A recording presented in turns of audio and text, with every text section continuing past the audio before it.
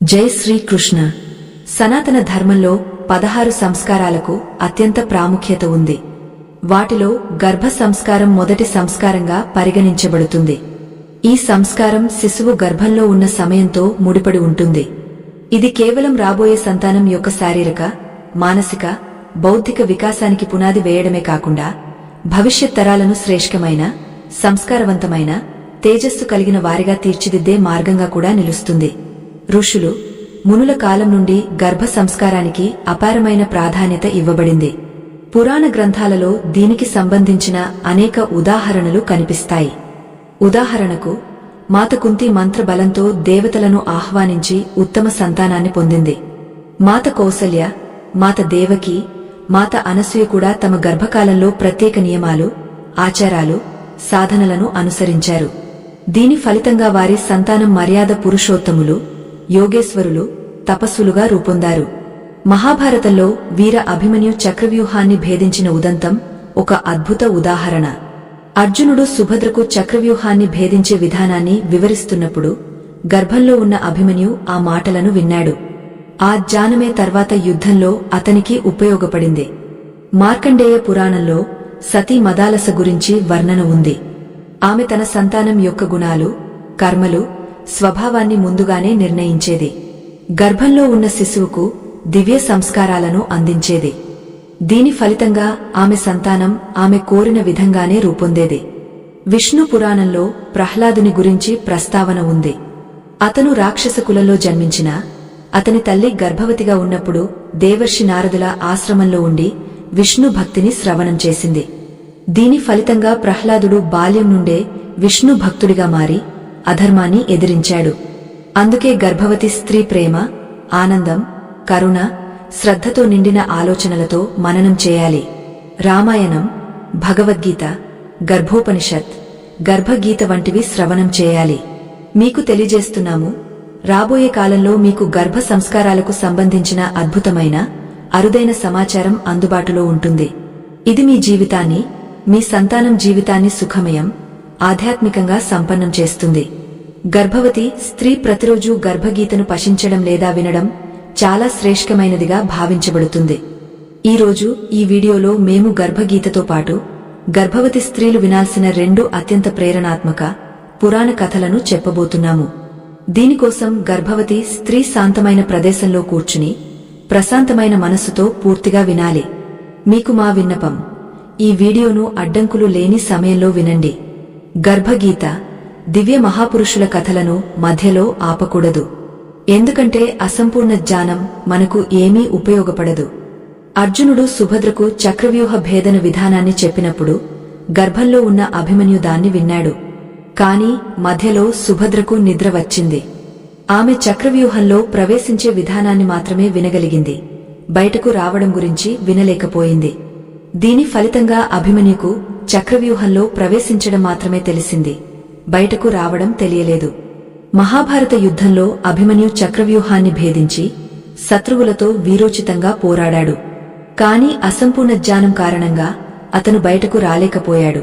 తన ప్రాణాలను కాపాడుకోలేక వీరగతి పొందాడు. అందుకే గర్భగీత, పురాణ కథల జ్ఞానాన్ని పూర్తిగా వినండి. మీ 2 చేతులను మీ గర్భంపై సున్నితంగా ఉంచండి. కళ్ళు మూసుకుని లోతైన, నీడమైన శ్వాస తీసుకుని చిరునవ్వుతో మెల్లగా మీ గర్భంలో పెరుగుతున్న శిశువుతో ఇలా అనండి: రానా బిడ్డా, నీకు నేను ఈరోజు గర్భగీత, దివ్య మహాపురుషుల ప్రేరణాత్మక కథలను వినిపిస్తాను. వీటిని వినడం వల్ల నీకు సానుకూల, సాత్విక, దివ్యశక్తి అనుభవమవుతుంది. నీ శారీరక, మానసిక, నైతిక, ఆధ్యాత్మిక వికాసం శ్రేష్టంగా ఉంటుంది. నీవు అత్యంత బుద్ధిమంతుడివి, ఆరోగ్యవంతుడివి, నీతిమంతుడివి, సంస్కారవంతుడివి, బలవంతుడివి అవుతావు. ప్రేమతో చెప్పండి. జై శ్రీరాధే కృష్ణ. రండి, మొదట గర్భగీత పఠనాన్ని శ్రద్ధాభక్తులతో ప్రారంభిద్దాం. గర్భ సంస్కారంలో గర్భగీత శ్రవణానికి ప్రత్యేక ప్రాముఖ్యత ఉంది. గర్భగీత ఒక అనన్యమైన పఠనం. శ్రీమద్భగవద్గీతలో 18 అధ్యాయాలు, మొత్తం 700 శ్లోకాలు ఉన్నాయి. గర్భగీత శ్రీమద్భగవద్గీతలో ఒక భాగం. ఆలయ గర్భగుడిలో భగవంతుడు నివసిస్తాడు. అలాగే భగవద్గీత యొక్క ముఖ్య జ్ఞానం గర్భగీతలో సమాహితమై ఉంది. గర్భగీతలో జీవుని జనన, మరణజ్ఞానం పూర్తిగా ఇమిడి ఉంది. తన సర్వోత్తమ కళ్యాణం కోసం ప్రతి మానవుడు దీన్ని తప్పక శ్రవణం చేయాలి. గర్భగీత కేవలం గ్రంథం మాత్రమే కాదు, జీవిత రహస్యాలను వెల్లడించే దివ్య జ్యోతి. ఇది ఆత్మను జనన మరణ బంధాల నుండి విముక్తి చేసి మోక్ష మార్గంలో నడిపిస్తుంది. స్వయంగా శ్రీకృష్ణుడు చెప్పాడు, శ్రద్ధాభక్తులతో గర్భగీతను మననం చేసేవాడు ఈ సంసార బంధాల నుండి విముక్తి పొంది పరమశాంతిని సాధిస్తాడు. ఈ గ్రంథం కేవలం ఆత్మశుద్ధి మార్గాన్ని చూపడమే కాకుండా గర్భవతి స్త్రీలకు అమృత సమానమైన లాభాలను అందిస్తుంది. గర్భగీతలో శ్రీకృష్ణుడు అర్జునునికి చెబుతాడు, ఒక ఆత్మ తల్లి గర్భంలోకి వచ్చినప్పుడు మాంసం, మజ్జ, రక్తం మధ్య చిక్కుకుంటుంది. 6వ నెలలో అది పూర్తిగా రూపొందడం ప్రారంభమవుతుంది. ఆ సమయంలో ఆత్మకు తీవ్రమైన కష్టాలు భరించవలసి ఉంటుంది. ఆ సమయంలో ఆత్మ ఆలోచిస్తుంది, ఓ ప్రభు, నేను ఏ అధర్మం చేశాను? ఈ చీకటి, బాధామయ స్థలంలో ఉండవలసి వచ్చింది. గర్భంలో ఉన్న ఆత్మ ఈశ్వరునికి ప్రార్థిస్తుంది, ఈ మోహమయ ప్రపంచంలో జన్మించకూడదని. కాని కర్మల ఆధారంగా దాని జన్మ నిశ్చయమవుతుంది. ఈశ్వరుడు ఆ ప్రార్థనను విస్మరిస్తాడు. శ్రీకృష్ణుడు మరింత చెబుతాడు, గర్భంలో జీవుడు మరణలోకం కంటే ఎక్కువ కష్టాలను భరిస్తాడు. ఈ కష్టాలు అతని పూర్వజన్మ కర్మల ఆధారంగా నిర్ణయించబడతాయి. గర్భంలో ఉంటూ ఆత్మ తన చెడు కర్మలపై పశ్చాత్తాపం చెందుతుంది. జీవితంలో మంచి కర్మలు చేస్తానని సంకల్పం చేస్తుంది. కాని జన్మ సమయం దగ్గర పడుతున్న కొద్దీ అది అన్నీ మరచిపోతుంది. జన్మించిన తర్వాత పూర్వజన్మల జ్ఞాపకాలు ఏమీ ఉండవు. మళ్లీ ఈ భౌతిక సంసార మోహంలో చిక్కుకుంటుంది. గర్భగీత కేవలం శాస్త్రం కాదు, మానవ జీవితానికి అద్దం. మన కర్మలే మన భవిష్యత్తును నిర్మిస్తాయని అర్థం చేసుకోవడానికి సహాయపడుతుంది. ఈ గ్రంథం సరైన మార్గాన్ని చూపిస్తుంది, ఆత్మజ్ఞానం వైపు నడిపిస్తుంది, మన జీవితాన్ని నిజమైన అర్థంలో సార్థకం చేస్తుంది.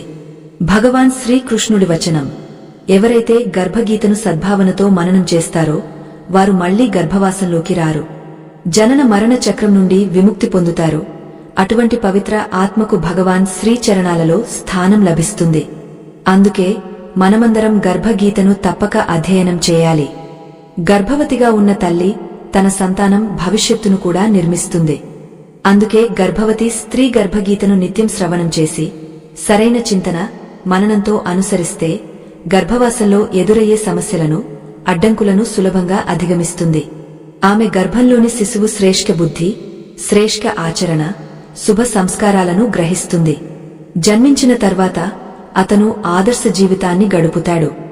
ఈ విధంగా గర్భవాసంలో గర్భగీతను రోజు పఠించడం లేదా వినడం వల్ల శ్రేష్ఠమైన, సంస్కారవంతమైన సంతానం లభిస్తుంది. గర్భగీత భగవాన్ శ్రీకృష్ణుడు, ధనుర్ధరి అర్జునుల మధ్య జరిగిన దివ్య సంవాదం. ఇందులో అర్జునుడు ఆసక్తితో శ్రీకృష్ణునికి ప్రశ్నలు వేస్తాడు. శ్రీకృష్ణుడు సమస్త సృష్టిలోని ప్రతి ప్రాణి కళ్యాణం కోసం అర్జునుని ప్రశ్నలకు సమాధానాలిచ్చి అతని జిజ్ఞాసను తీరుస్తాడు. అర్జునుడు అడుగుతాడు, ఓ మధుసూదన, జీవి గర్భంలోకి ఎందుకు వస్తాడు? అతని ఏ గుణదోషాల కారణంగా వస్తాడు? జననానికి ముందు గర్భంలో కష్టాలు అనుభవిస్తాడు, జనన సమయంలో కూడా అసహనీయ వేదన పడతాడు. ఆ తర్వాత కూడా రోగాలు, వేదనలతో బాధపడతాడు. వృద్ధాప్యంలో అనేక రోగాలు చుట్టుముడతాయి, చివరకు మరణిస్తాడు.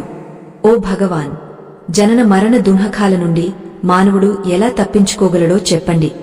ఇది విని శ్రీ మధుసూదనుడు చిరునవ్వుతో ఇలా అన్నాడు, ఓ శ్రేష్ఠ ధనుర్ధరి అర్జున, జనన మరణ బంధనం అనేది సంసారంలో క్రియాశీలంగా ఉన్న ప్రాణుల నియతి.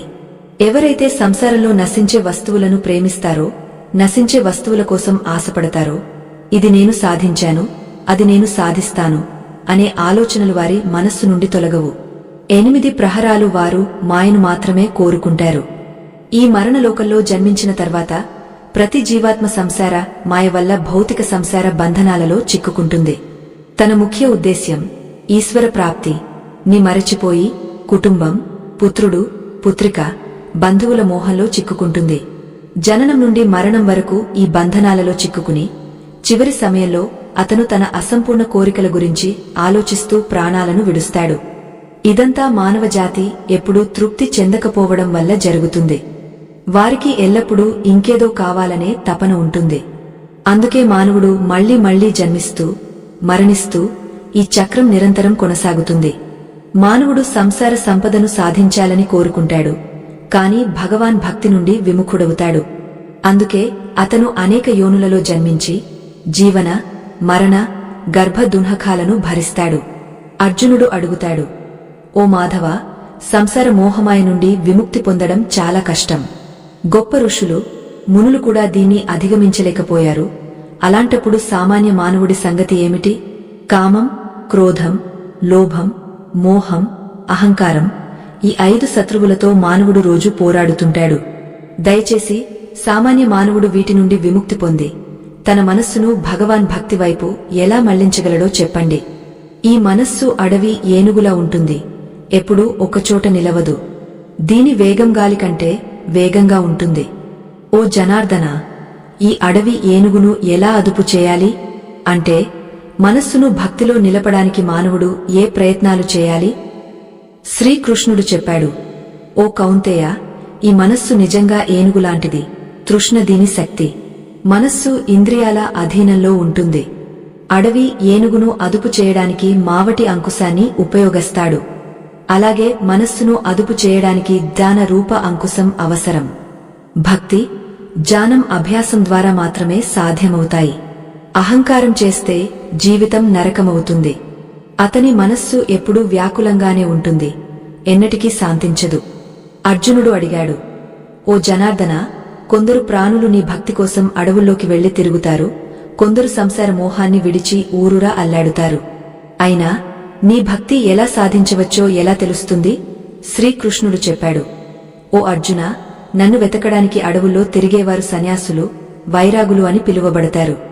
వారు తలపై జటలు కట్టుకుని బూడిద రాసుకుంటారు. అయినా వారు నా దర్శనం పొందలేరు, ఎందుకంటే వారిలో భక్తి, ప్రేమ లేదు. వారు అహంకారంలో మునిగ ఉంటారు. తపస్సు లేదా వైరాగ్యం యొక్క అహంకారం నా భక్తిని సాధించడంలో అడ్డంకిగా ఉంటుంది. శుద్ధ మనసుతో భక్తి చేసే, నిరంతర అభ్యాసం చేసేవారు, కామం, క్రోధం, మోహం, లోభం, అహంకారం నుండి దూరంగా ఉన్నవారు, అటువంటి వారికి మాత్రమే నేను దర్శనమిస్తాను. అర్జునుడు అడిగాడు, ఓ మధుసూదన, ఈ 5 వికారాలతో మానవుడు తన సంసార జీవితాన్ని నాశనం చేసుకుంటాడు. ఓ మాధవ, ఏ పాపం వల్ల ఒక వ్యక్తి భార్య తక్కువ వయస్సులోనే మరణిస్తుంది? తండ్రి బతికి ఉండగానే కొడుకు మరణిస్తాడు. ఏ పాపం వల్ల ఒక వ్యక్తి నపుంసకుడవుతాడు? శ్రీ భగవాన్ చెప్పాడు, ఓ అర్జున, ఎవడైతే ఎవరి వద్దనైనా అప్పు తీసుకుని తిరిగి చెల్లించడో అతను ఈ పాప కర్మ వల్ల తన భార్యను కోల్పోతాడు. అలాగే ఎవడైతే ఎవరి అమానతిని తిరిగి ఇవ్వడో అతని కొడుకు మరణిస్తాడు. ఎవడైతే సహాయం చేస్తానని మాట ఇచ్చి సమయానికి సహాయం చేయడో అతను నపుంసకుడవుతాడు. ఇవన్నీ భయంకరమైన పాపాలు. అర్జునుడు మళ్లీ అడిగాడు, ఓ కృపానిధాన, ఏ పాపం వల్ల మానవుడు ఎల్లప్పుడూ రోగిగా ఉంటాడు? ఏ పాపం వల్ల బరువు మోసే గాడిద జన్మ లభిస్తుంది? స్త్రీ, గాడిద జన్మ ఏ పాప కర్మ వల్ల లభిస్తుంది? ఏ దుష్కర్మ ఫలితంగా మానవుడు జహన్య పశువుగా జన్మిస్తాడు? శ్రీ భగవాన్ చెప్పాడు, ఓ ధనుర్ధరి, ఎవడైతే కన్యను లేదా స్త్రీని అమ్మే పని చేస్తాడో లేదా కన్యాదానం చేసి దానికి విలువ తీసుకుంటాడో అతను ఎల్లప్పుడూ భయంకర రోగాలతో బాధపడతాడు. ఎవడైతే అభక్ష్య భోజనం చేస్తాడో, విషయ వికారాల కోసం మద్యం సేవిస్తాడో, ఇతరులను హింసిస్తాడో అతను గాడిద జన్మ పొందుతాడు. ఎవడైతే అబద్ధపు సాక్ష్యం ఇస్తాడో అతను భాగ్యహీన స్త్రీ జన్మ పొందుతాడు.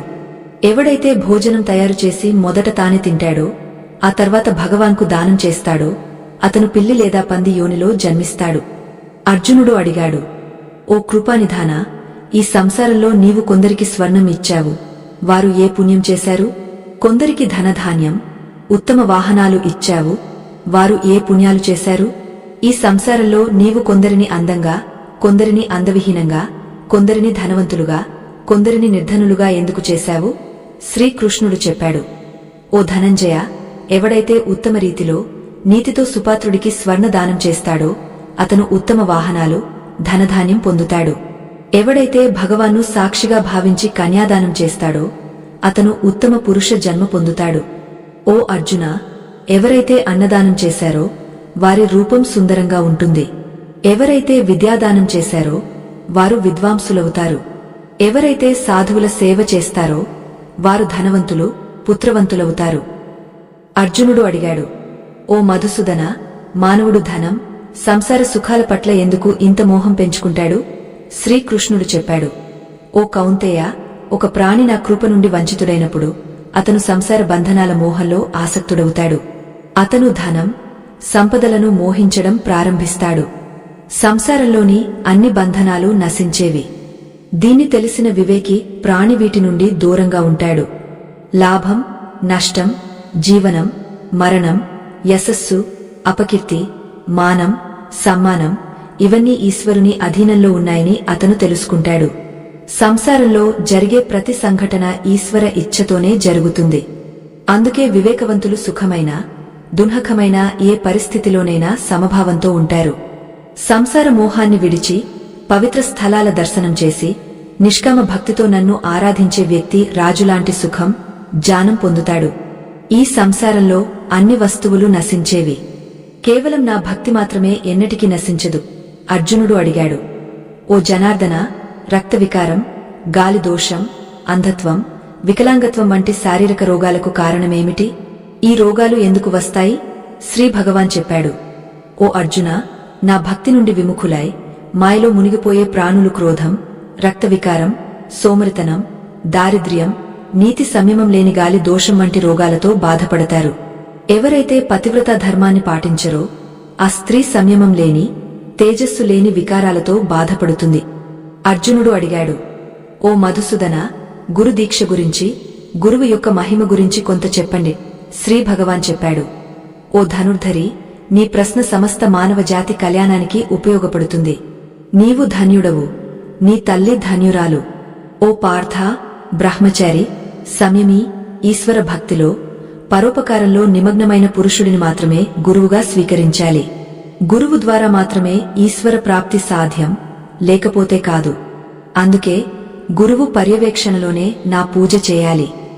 గురువును అవమానించే మానవుడు ఎన్నటికీ ఈశ్వరుని పొందలేడు. అతను జీవితాంతం మరణలోకంలో తిరుగుతాడు.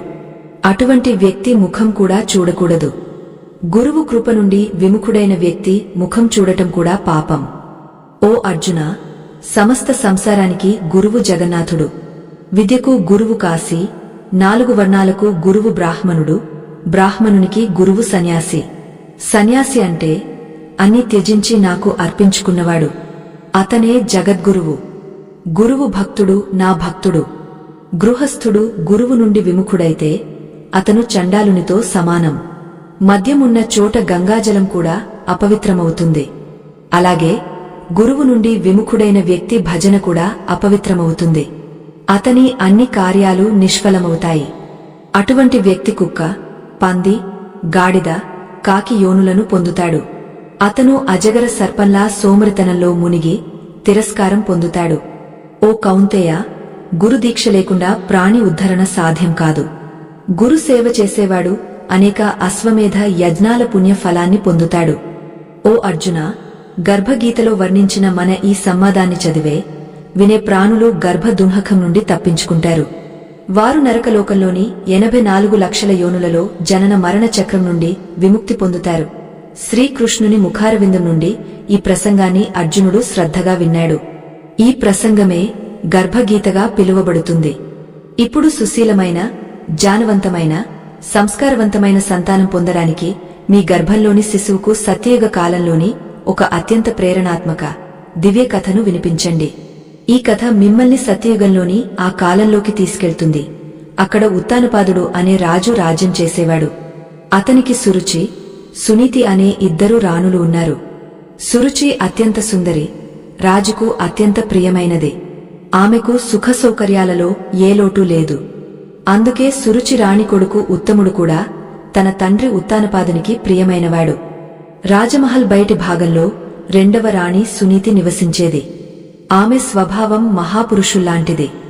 ఆమె ధర్మ మార్గంలో నడిచేది. అందరి పట్ల దయ, ప్రేమ, కరుణా భావం కలిగి ఉండేది. ఆమె ఆచరణను చూస్తూ ఆమె కొడుకు ధ్రువుడు పెరిగాడు. ఒకరోజు ఉదయం సమయంలో సూర్య భగవానుని కాంతి నెమ్మదిగా రాజ్యమంతా వ్యాపించసాగింది. పిల్లలంతా ఇంటి బయట స్నేహితులతో రకరకాల ఆటలు ఆడుతున్నారు. లోపల రాజదర్బార్ అలంకరించబడి ఉంది. రాజు ఉత్తానపాదుడు తన ప్రియ రాణి సురుచితో కలిసి సింహాసనంపై కూర్చున్నాడు. అతను తన ఒడిలో కూర్చున్న కొడుకు ఉత్తముని లాలించసాగాడు. అదే సమయంలో ఆటలు ఆడుతూ ధ్రువుడు కూడా రాజమహల్లోకి ప్రవేశించాడు. తండ్రిని చూసిన వెంటనే అతని మనస్సు లాలాయిగా మారింది.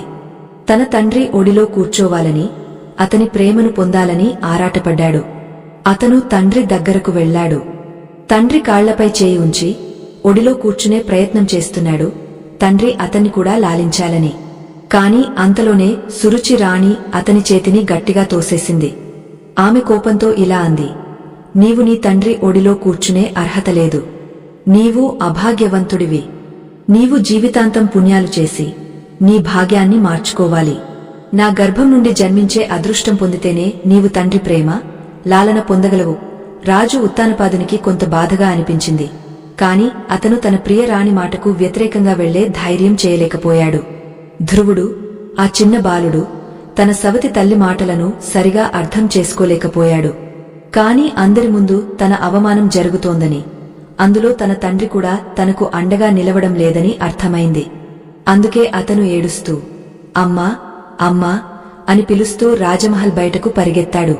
పూజాగదిలో కూర్చున్న రాణి సునీతి తన కొడుకు కరుణమయ గొంతు విని వణికిపోయింది. ఆమె బయటకు పరిగెత్తి వెళ్లి తన బిడ్డను గుండెకు హత్తుకుంది. మనసులో ఏదో అనిష్టం జరిగిందని ఆలోచిస్తూ ఆమె హృదయం బరువెక్కింది. ఆమె మెల్లగా ధ్రువుని దుంహకానికి కారణం అడిగింది. అమ్మా, నాన్న నాకు ఏమాత్రం ప్రేమ చూపడం లేదు. నన్ను తన ఒడిలో కూడా కూర్చోనివ్వడం లేదు. ఉత్తమునికి మాత్రమే ప్రేమిస్తున్నాడు. అమ్మా, ఇది ఎందుకు? నేను వారికి ఏ నష్టం చేశాను? నేను అంత చెడ్డవాడినా? అమ్మా, నేను అంత చెడ్డవాడినా? సునీతి ఇలా అంది. అలా అనకు బిడ్డా. సునీతికి అన్నీ అర్థమయ్యాయి. కాని ఆ చిన్న బాలునికి ఎలా వివరించాలి? తమ తండ్రి తమను, ధ్రువుని ఈ విధంగా జీవించేలా చేశాడని ఏం చెప్పాలి? సునీతి పరిస్థితిని అర్థం చేసుకుని తన కొడుకుతో ఇలా అంది. నా బిడ్డా, నీకోసం తండ్రి ఒడికంటే శ్రేష్ఠమైన ఒడి, అత్యున్నత సింహాసనం సురక్షితంగా ఉంది. నీవు సంసారంలోని అతి గొప్ప రాజు ఒడిలో కూర్చోవాలి. ఇలా చెప్పి ఆమె తన మందిరంలో విరాజిల్లుతున్న భగవాన్ నారాయణ చిత్రాన్ని చూపించింది. ఇది భగవానుడి. ధ్రువుని కళ్లలో మెరుపు కనిపించింది. కాని అతను కేవలం 6 ఏళ్ల చిన్న బాలుడు. ఆసక్తితో అమ్మను అడిగాడు. అమ్మా, నేను వారి దగ్గరకు ఎలా చేరుకోను? వారి ఒడిలో ఎలా కూర్చోను? అమ్మా. అమ్మకు ఆ రోజు ఎక్కడి నుండో అపార ధైర్యం వచ్చింది. ఆమె ధ్రువుని ప్రతి ప్రశ్నకు స్పష్టంగా సమాధానమిచ్చింది. బిడ్డా, దానికి కైన తపస్సు చేయాలి. ఒంటరిగా ఉండి కేవలం వారి నామాన్ని జపించాలి. అంతే. ధ్రువుడు వెంటనే అమ్మ ఒడి నుండి దిగాడు. అమ్మ చరణాలను తాకి ఇలా అన్నాడు. అమ్మా, నేను ఈ రోజు నుండే తపస్సు ప్రారంభిస్తాను. ఏకాగ్రతతో నామ జపం చేసి నారాయణుని ఒడిలో కూర్చుంటాను. అమ్మా, నేను వారి ఒడిలో కూర్చుని మొదట నిన్నే పిలుస్తాను. అమ్మా, చూడు, నీ బిడ్డ కూడా అదృష్టవంతుడే. అతను బ్రహ్మాండ రాజు ఒడిలో కూర్చుంటాడు. అమ్మ ఏదైనా అర్థం చేసుకునేలోపు ధ్రువుడు అడవి వైపు నడవసాగాడు. అమ్మ ఒక్కసారిగా కన్నీళ్లతో విలపించసాగింది. పరిగెత్తుకుంటూ ధ్రువుని మార్గంలో నిలబడింది. రాజమహల్ బయట ఒక్క అడుగు కూడా వేయని ఆ చిన్న బిడ్డ అడవిలో ఒంటరిగా ఎలా బతుకుతాడు? ఇది అడవికి వెళ్లే వయస్సా? రాణి బిగ్గరగా ఏడవసాగింది. కాని ధ్రువుడు ఆగలేదు. అమ్మను ఓదారుస్తూ ఇలా అన్నాడు. అమ్మా, నారాయణుని సాధించడం అంత సులభం కాదు. తపస్సు చేయాల్సిందే. నీ బిడ్డ చేస్తాడు. అమ్మా, అతను కూడా అదృష్టవంతుడవుతాడు. అమ్మ ఏడుస్తూనే ఉంది. అతను ముందుకు నడుస్తూనే ఉన్నాడు. నెమ్మదిగా సాయంత్రం అవసాగింది. రాత్రి చీకటి కమ్ముకుంటోంది. ధ్రువుని మనస్సు కూడా భయపడసాగింది. మళ్లీ అమ్మ ఒడిలోకి వెళ్లి ఆమె వెచ్చదనంలో ఏడుస్తూ నిద్రపోవాలనిపించింది. కాని వెంటనే సవతి తల్లి చెప్పిన మాటలు గుర్తొచ్చాయి. అందుకే అతను రెట్టించిన వేగంతో ముందుకు నడిచాడు. అతను ఏదైనా అర్థం చేసుకునేలోపు కొన్ని స్వరాలు వినిపించాయి. నారాయణ, నారాయణ. దేవర్షి నారదులు భగవాన్ ఇచ్ఛానుసారం ధ్రువునికి మార్గదర్శనం చేయడానికి వచ్చారు. వారు బాలుని బాధను అర్థం చేసుకున్నారు. అతని భవిష్యత్తును కూడా తెలుసుకున్నారు. అందుకే వారు అతనికి సరైన స్థలాన్ని చూపించి భగవాన్ మంత్రాన్ని నేర్పించారు. అంతే. రాత్రి చీకటిలో కీచురాళ్ల స్వరంతో పాట ధ్రువుని మంత్రస్వరాలు కూడా అడవిలో మార్మోగసాగాయి. నెమ్మదిగా ధ్రువుడు తన తపస్సులో లీనమయ్యాడు. ఇదిలా ఉంటే రాజదర్బారులో ఈ విషయం అడవిలో చెట్టుపై చెట్టు వ్యాపించిన కార్చిచ్చులా వ్యాపించింది. అందరూ గుండెలో రాజు ఉత్తానపాదుని, సురుచిని నిందించారు. రాజు ఉత్తానపాదుని కళ్ళు ఇప్పుడు తెరుచుకున్నాయి. తన మాసుమైన కొడుకు ముఖం కళ్ల ముందు కనిపించసాగింది. ఆ ముఖాన్ని చూస్తూ అతను లోలోపల వణికిపోయాడు. తాను నిజంగా ఎంత భయంకరమైన పాపం చేశానని బాధపడ్డాడు. ఇక సునీతి రోజంతా ఏడుస్తూ కొడుకుని తలచుకుంటూ గడిపింది. రాజమహల్లో ఆమెకు కొడుకు తప్ప మరో ఆసరా ఎవరూ లేరు. రాజు కూడా తన తప్పును ఒప్పుకుని ధ్రువుని ఒప్పించడానికి అడవి వైపు బయలుదేరాడు. కాని అదే సమయంలో దేవర్షి నారదులు అతన్ని అడ్డుకున్నారు. మీ కొడుకు సామాన్య బాలుడు కాదు. ఆ తేజస్వి బాలుడు నిజంగా నారాయణుని ఒడిలో విరాజిస్తాడు. మీ రాజ్యం యొక్క కీర్తిని, మీ కీర్తిని సమస్త బ్రహ్మాండంలో వ్యాపింపజేస్తాడు. ఈ ఉద్దేశంతోనే అతని జన్మ జరిగింది.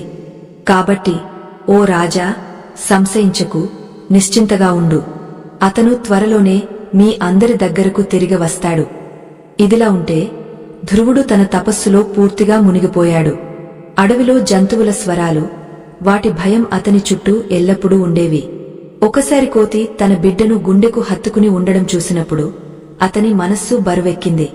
కాని ఎట్టి పరిస్థితిలోనూ తిరిగి వెళ్లిపోవాలని అతను అనుకోలేదు. 6 ఏళ్ల బాలుని అటువంటి దృఢ నిశ్చయం, ఎన్నో ఆకర్షణలు, ఎన్నో భయాలు చూపినా అతను నారాయణ నామ జపం నుండి విడిపోలేదు. 6 నెలల పాటు ఒంటరిగా ఆ చిన్న బాలుడు తపస్సు చేశాడు. అతని కోరిక ఏంటంటే కేవలం ఒక్కసారైనా నారాయణుని ఒడిలో కూర్చోవడం. ఇది చూసిన భగవాన్ కూడా ఎక్కువ సమయం అతని నుండి దూరంగా ఉండలేకపోయారు. వారు ధ్రువుని సమీపంలోకి వచ్చి ప్రేమతో అతని తలపై చేయి ఉంచారు. ధ్రువుడు కళ్ళు తెరిచాడు. తన ముందు నిలబడిన వ్యక్తిని చూసి నమ్మలేకపోయాడు. చతుర్భుజ రూపంలో స్వయంగా నారాయణుడు. అతను మళ్లీ కళ్ళు మూసి తెరిచాడు. తనను తాను చిటికె వేసుకున్నాడు. ఏం జరుగుతోందో అతను ఊహించలేకపోయాడు. భగవాన్ అతని మాసూమియత్ను చూసి చిరునవ్వు నవ్వారు. వెంటనే అతన్ని లేపి తమ ఒడిలో కూర్చోబెట్టుకున్నారు. ఆ క్షణంలో భూమి, ఆకాశం అన్ని పుష్పవర్షం కురిపించాయి. అడవిలోని ప్రతి మొగ్గ పూలై ధ్రువునిపై రాలిపోవాలనుకున్నట్లు అనిపించింది. ప్రకృతి ఆనందంతో దుమ్మనడం మొదలుపెట్టింది. పక్షులన్నీ సంతోషంతో పాడసాగాయి.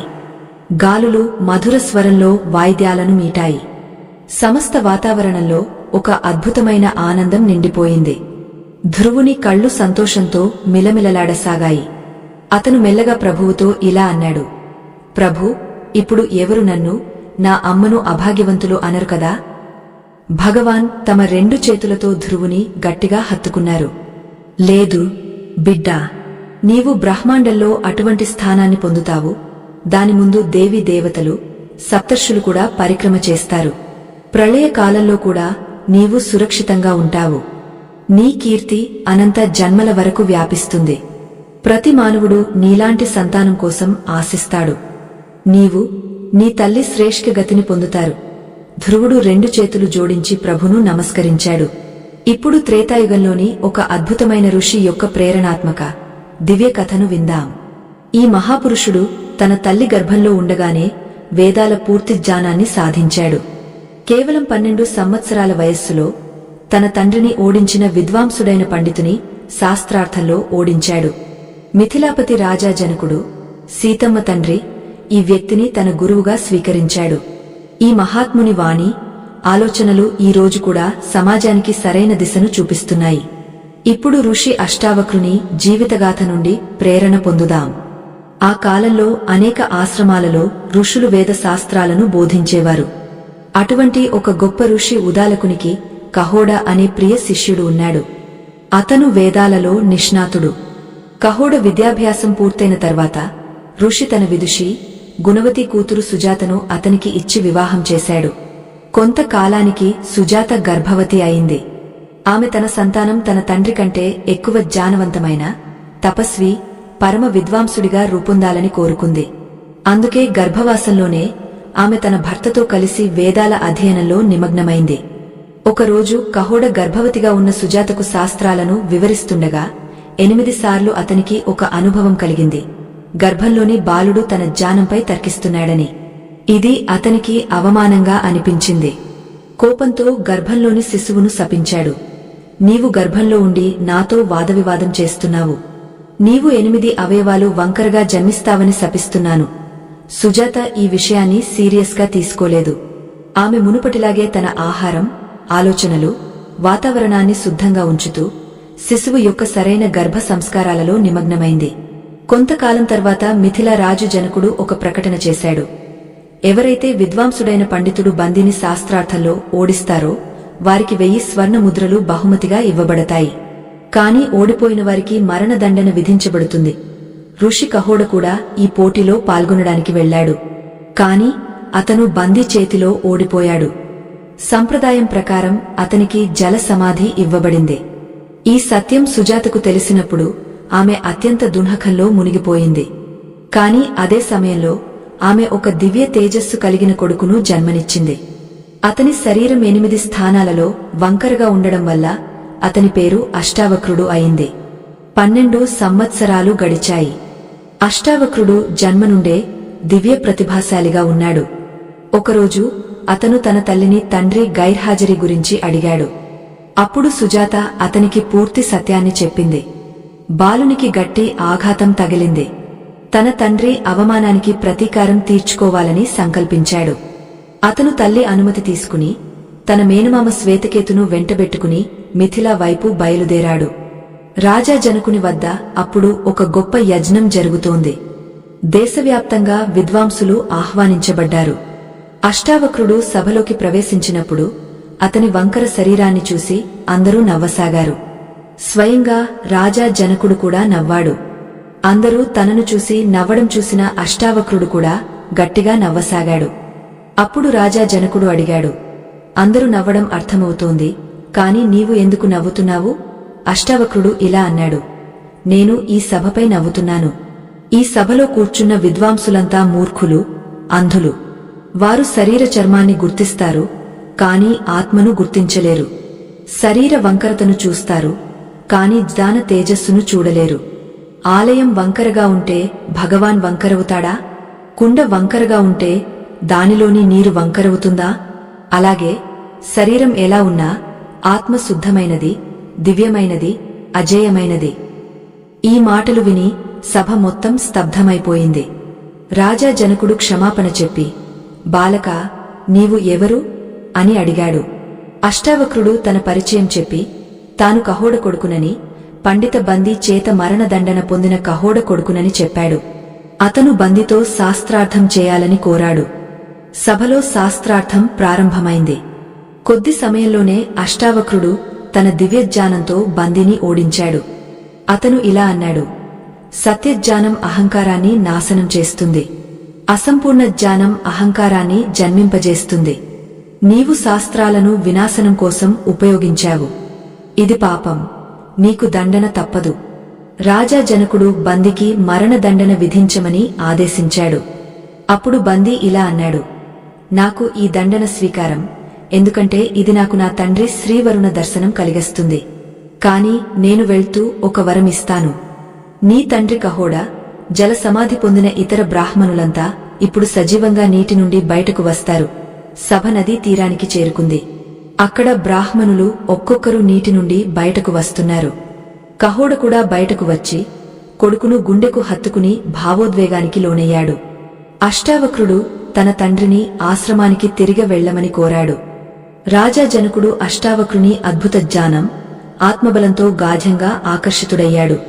అతను అష్టావక్రుని తన గురువుగా స్వీకరించి జీవితాంతం అతని నుండి గాఢ్య జ్ఞానాన్ని నేర్చుకున్నాడు. వారి సంవాదాల సంగ్రహం అష్టావక్ర గీతగా ప్రసిద్ధమైంది.